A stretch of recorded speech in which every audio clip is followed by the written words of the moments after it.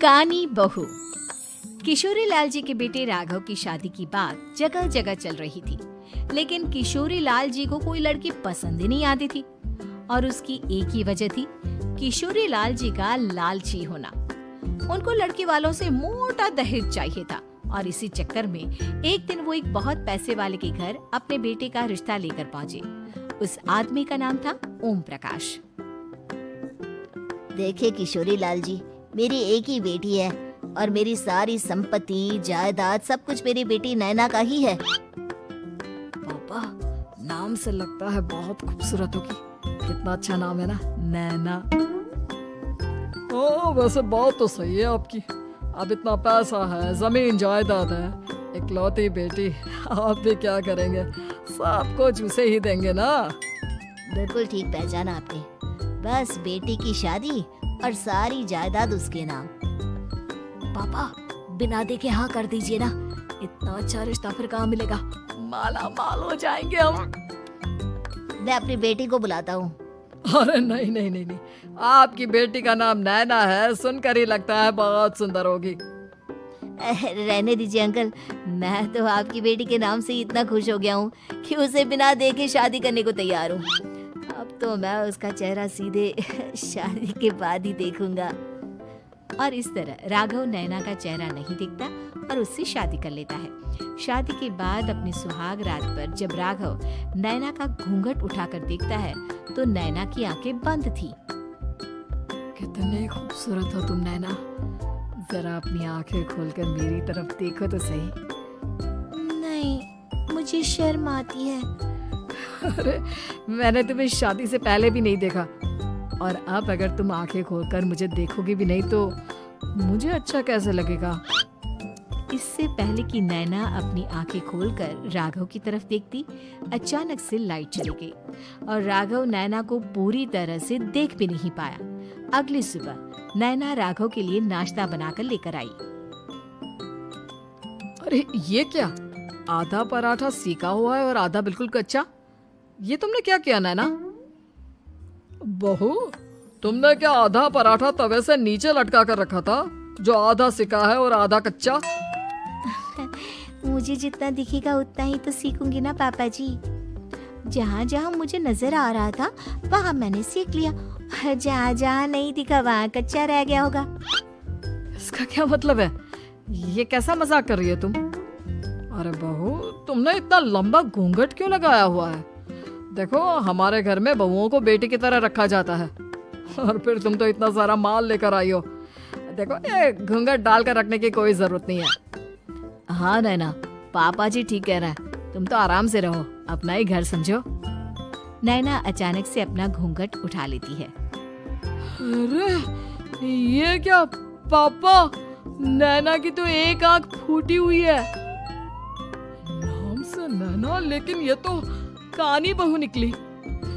मेरे साथ धोखा हुआ है, धोखा। बिना दिखाए अपनी कानी लड़की मेरे संग ब्याह थी। मुझे कानी भी नहीं चाहिए। मुझे अभी ओम प्रकाश जी से बात करनी पड़ेगी। आखिर उन्होंने मेरे साथ ऐसा किया क्यों? अरे, आप लोगों ने ही तो पापा से कहा था कि आप लोग शादी से पहले मुझे देखना नहीं चाहते।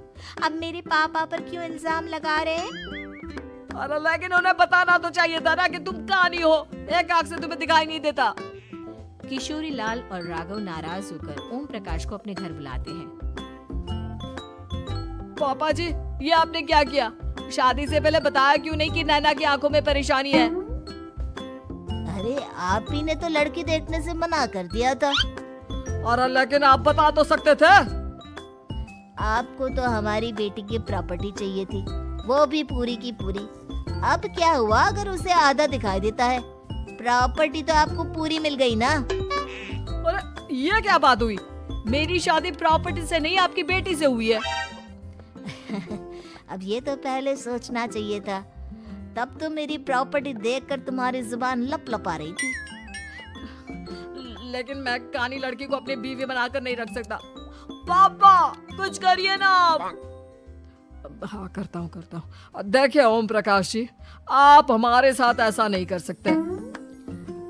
और तुम देखो, अगर तुमने मेरी बेटी से शादी तोड़ी ना, तो जो भी प्रॉपर्टी मैंने तुम्हें दी है वो तो पूरी की पूरी वापस ले ही लूंगा और आधी प्रॉपर्टी तुम्हारी भी लूंगा। अरे मेरी आधी प्रॉपर्टी भला क्यों लेंगे आप? इसलिए क्योंकि मेरी बेटी को आधा नजर आता है और उसकी नजर अभी तक तुम्हारी आधी जायदाद पर ही पड़ी है। अब तुम उसे घर से निकालोगे तो कुछ तो लेकर जाएगी ना। और अगर हम आपकी बेटी को अपने घर की बहू बना कर रखे तो? तो तुम्हारी पूरी प्रॉपर्टी तुम्हारी ही रहेगी और जो मैंने तुम्हें दिया है ना, उसमें से बस मैं आधा लेकर जाऊंगा। अरे लेकिन अब आप अपनी दी हुई प्रॉपर्टी में से आधी वापस क्यों लेकर जाएंगे? अगर मैं आपकी बेटी को अपनी पत्नी बनाकर रखने को तैयार हूँ तो? इसलिए ताकि भविष्य में अगर तुम मेरी बेटी को धोखा दो तो उसके पास कुछ तो रहे जो पति का हो। वैसे मेरे पास तो बहुत कुछ है, लेकिन अपने पति की कोई निशानी तो उसके पास होनी चाहिए ना। अब अगर तुमने मेरी बेटी को कानी कहा तो तुम्हें प्रॉपर्टी भी कानी ही मिलेगी, पूरी नहीं। जमाए राजा। किशोरी लाल और राघव समझ चुके थे कि वो बुरी तरह फंस चुके हैं और अब उनके पास वहाँ से निकलने का कोई चारा नहीं है। अब समझ में आया ना, लालच बुरी बला होती है। एक तो तुम्हें प्रॉपर्टी मिली, ऊपर से बीवी मिली, उसमें तुम्हें नखरे भी दिखाने हैं। आए बड़ी, चुपचाप बैठो दोनों। कुछ दिनों के बाद नैना राघव की कार लेकर बाजार घूमने निकलती है और जब कार लेकर वापस आती है, ये क्या? एक तरफ से मेरी गाड़ी पूरी खराब हो चुकी है। लगता है तुमने मेरी गाड़ी को किसी दूसरी गाड़ी के साथ एक्सीडेंट किया है। अरे कितना बड़ा नुकसान कर दिया तुमने बहू। क्या है ना पापा जी, मुझे एक आंख से दिखाई नहीं दे रहा था, सामने से गाड़ी आ रही थी। मुझे तो सिर्फ आधा ही दिखाई दिया और वो गाड़ी मेरी कार से रगड़ती हुई निकल गई। अब मैं क्या करूं बताओ? आप इसे ठीक कराने के पैसे कौन देगा? तुम्हारे पापा? तुमने मुझसे इस तरह से बात की? अभी रुको। नैना राघव की शिकायत ओम प्रकाश को कर देती है। देखो राघव, अब जो मेरी आधी प्रॉपर्टी तुम्हारे पास थी ना, उसमें से आधी और मैं लेकर जाऊंगा, क्योंकि तुमने मेरी बेटी को डांटा। अरे नहीं नहीं पापा जी, गलती हो गई, माफ कर दो। गलती की तो कोई गुंजाइश ही नहीं। अगली बार मेरी बेटी को डांटा तो बची हुई आधी में से आधी और ले जाऊंगा। लालच के चक्कर में हम दोनों ने बहुत बड़ी गलती कर दी बेटा। एक तो तुम्हें कानी बहू मिली और ऊपर से जो माल मिला वो भी काना।